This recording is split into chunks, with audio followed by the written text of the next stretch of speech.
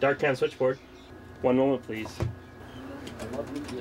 Dawn breaks over the Canadian Disaster Assistance Response Team's camp at Gadflypro Kashmir, Pakistan. Nice bubbles on this. No, look at this one. That's Tim Horton's coffee. Look at that. The first coffees are drunk before the base medical clinic opens for the day. The ankle joint and the knee's okay. The fracture's probably here in the femur.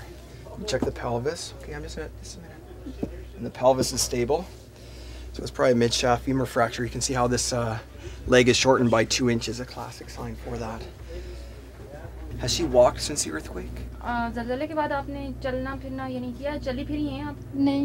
These people, terrible thing happened to them the 8th of October, and they were basically left with no one to help them because people that normally help them were injured, and we came here and we provided excellent medical care, the same standard of care we provide to Canadians every day as family doctors and nurses as well.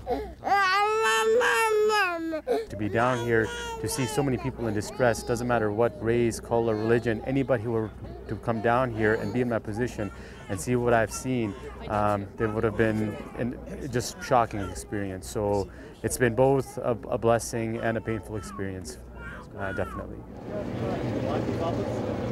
Since it became operational on October the 23rd in the hardest hit of the earthquake zone, the DART has treated almost 10,000 patients. There you go, buddy. Put your pants back on. The patients now are suffering mainly from disease and exposure, but initially it was a different story, when even the non-medical staff were pressed into service to assist in the treatment of the trauma cases. It was interesting. It was...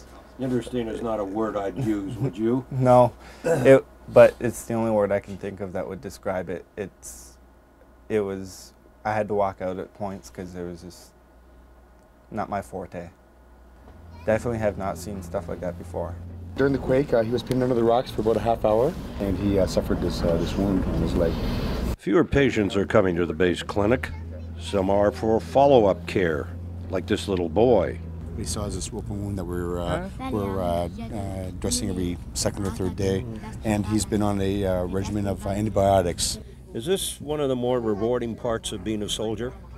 Absolutely, yes. We trained for war and for treating our casualties, in conflict. But most of my service has been for humanitarian, and it's much more rewarding.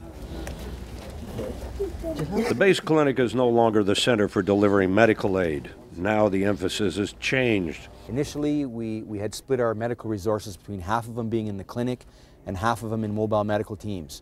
And the mobile medical teams would go out into the mountains here. What we've done in the last week or so, we've started scaling down the clinic, and we've increased our mobile medical capability to 3 teams instead of 2. Tomorrow, taking medical care into the mountains. I'm Peter Silverman for City News.